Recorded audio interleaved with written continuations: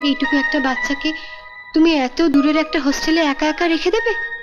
কি করবো বলো, বিয়ে করেছি, কোথায় একটু আনন্দ ফুর্তি করে কাটাবো তা নয়, এই হারামজাদাটাকে আমাকে ট্যাঁকে নিয়ে নিয়ে ঘুরতে হবে।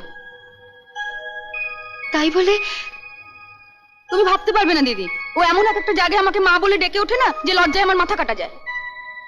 ও তোমাকে মা বলে ডাকলে তোমার লজ্জা করে? করবে না?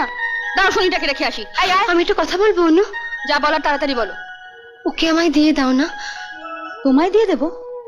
হ্যাঁ, দেবে? ওকে কাঁধ থেকে নামাতে পারলে তুমি বেঁচে যেতাম, কিন্তু তোমাকে দেওয়া মানে তো এ বাড়িতেই থেকে যাবে।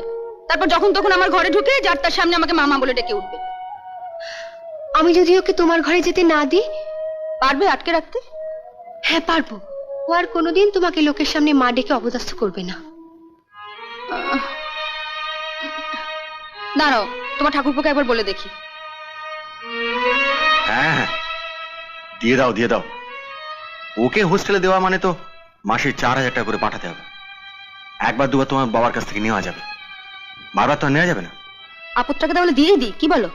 হ্যাঁ হ্যাঁ, তবে এমনি দিও না, ও একটা শর্ত করে নেবে। বলো কি শর্ত?